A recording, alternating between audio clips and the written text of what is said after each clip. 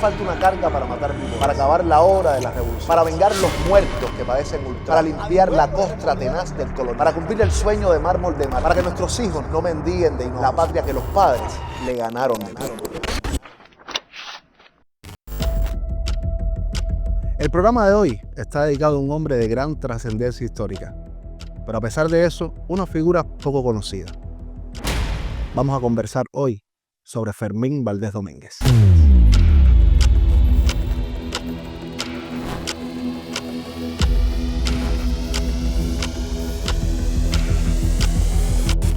José Julián es un niño muy aplicado, pero debe conocer cuáles son sus obligaciones.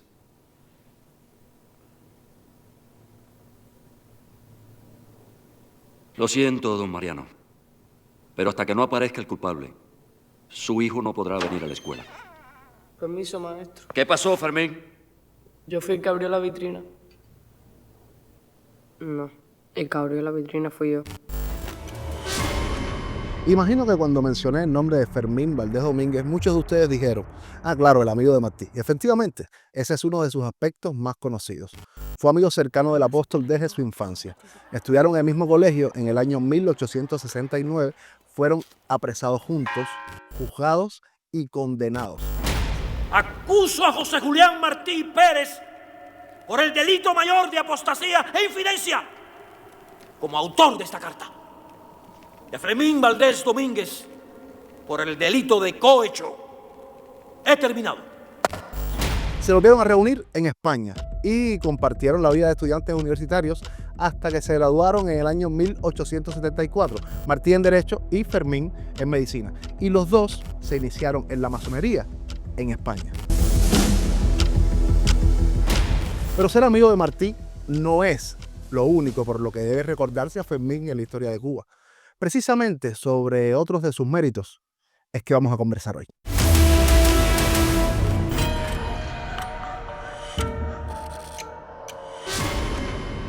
Podríamos hablar, por ejemplo, del coronel Fermín Valdés Domínguez, grado que alcanzó durante la Guerra de Independencia. Fue uno de los miembros de la Asamblea de Jimaguayú en septiembre de 1895, donde se aprobó la nueva Constitución. Fue nombrado además secretario del Exterior interino y luego, como era médico, jefe de sanidad del primer cuerpo de ejército que dirigía José Maceo, general con el cual mantuvo muy buenas relaciones. Pero la función más importante que desempeñó durante la Guerra de Independencia fue la de jefe de despacho de Máximo Gómez, general en jefe del Ejército Libertador.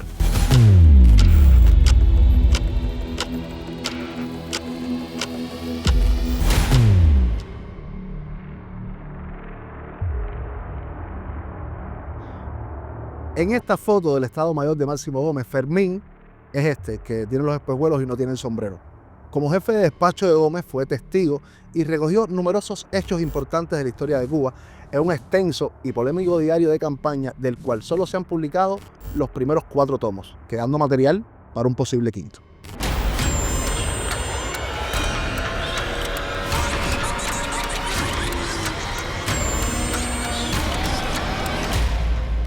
Pero antes de iniciarse la Guerra de Independencia, ya Fermín había hecho su mayor contribución en la historia de Cuba. Demostró con documentos la inocencia de sus 8 compañeros estudiantes de medicina fusilados el 27 de noviembre del año 1871. Además, acusó con sus nombres a los culpables del asesinato en pleno periodo colonial, lo cual realza aún más su valor. Espero que este libro sea muy importante para usted, profesor. Lo será, Fermín. Y seremos muchos los agradecidos de lo que has escrito. Estoy muy agradecido porque usted haya venido. No podía faltar, hijo. Me siento avergonzado de no haber hecho más.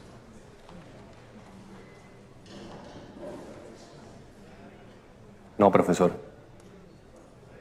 Usted hizo más que toda una ciudad.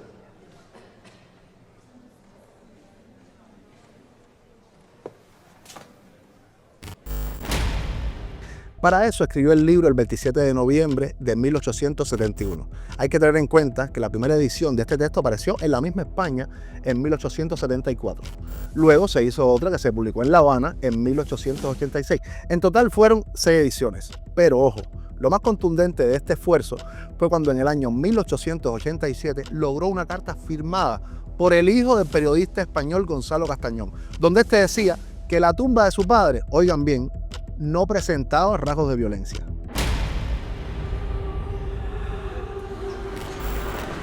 El hijo de Gonzalo Castañón dejó su testimonio ahí. Quiero copiar nuevos datos. Sería la primera edición cubana. Han pasado muchos años de esto, Fermín. ¿Te parece que han pasado muchos años? Justo por eso, carajo. Justo por eso. Aquí olvidamos muy rápido las cosas. Ese es el problema. Por su iniciativa de esfuerzo se construyó el mausoleo a los estudiantes de medicina en el cementerio de Colón, inaugurado el 27 de noviembre de 1889 delante de las narices de algunos de los cómplices del crimen. En su momento fue el monumento más alto del cementerio habanero.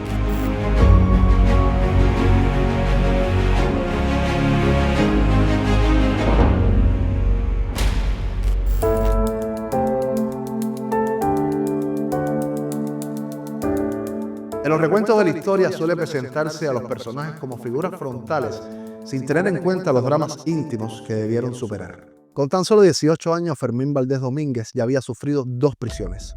6 meses en 1870, cuando fue juzgado junto a Martí, y luego en el 71 con el resto de los estudiantes de medicina. Y como cualquiera de ellos, pudo ser fusilado. Tienes que volver a sonreír. Te casaste con un hombre que ríe poco. Me casé con un hombre bueno.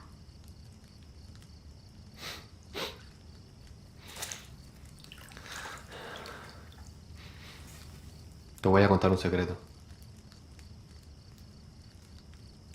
Cuando todo esto acabe, deberíamos intentar de nuevo tener un hijo. Creció con un estigma. Su apellido Valdés proviene de la Casa de Beneficencia. Era ese el apellido que le daban a los niños entregados a esa institución por padres que no podían criarlos por falta de recursos y otros abandonados. Pero ese no fue exactamente el caso de Fermín y su hermano Eusebio.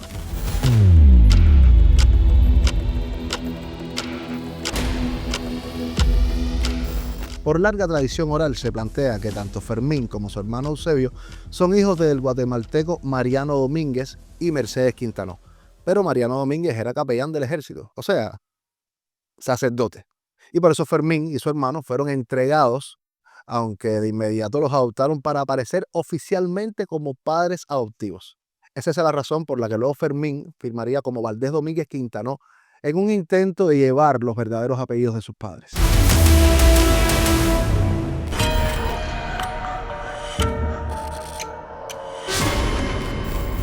En el año 1876 se casó con su prima hermana Consuelo Quintanó y Ramos.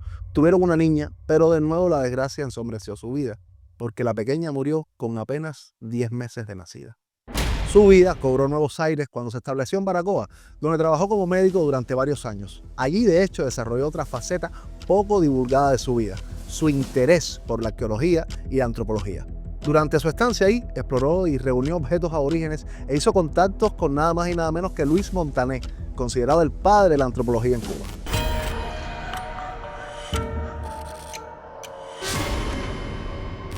En Baracoa también recibió un emisario secreto de José Martí que ya preparaba la guerra necesaria, pero un incidente de su vida familiar le hizo abandonar la ciudad en el año 1893.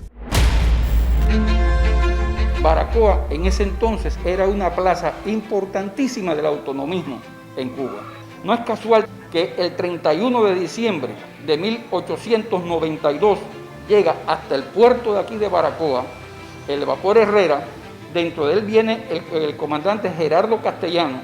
Se reúnen en el Callejón de Serra, al lado del río Macaguanigua, y allí queda constituido el Partido Revolucionario Cubano, que nombra a Fermín Valdés Domínguez como delegado del Partido Revolucionario Cubano aquí en Baracoa.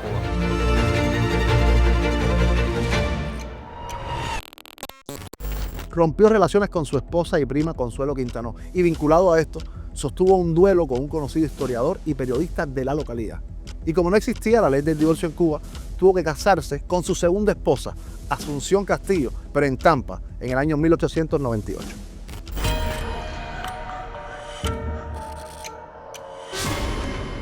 Fermín Valdés Domínguez falleció en La Habana a los 57 años, el 13 de junio de 1910, de una infección renal, hoy perfectamente curable.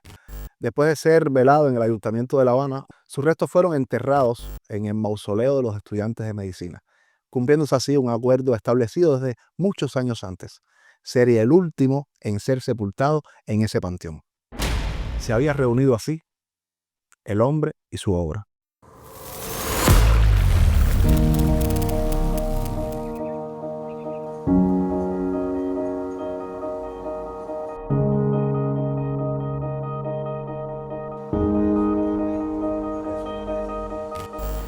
Cuando en 1889 se inauguró el monumento, Fermín no asistió. Luego explicó su negativa a estar presente en la obra por la que tanto había hecho con estas palabras. Ya había cumplido mis deseos. Ya en el monumento que había soñado, escribía la historia, el epitafio que arranqué de la tumba de Castañón en aquella mañana inolvidable. Inocentes.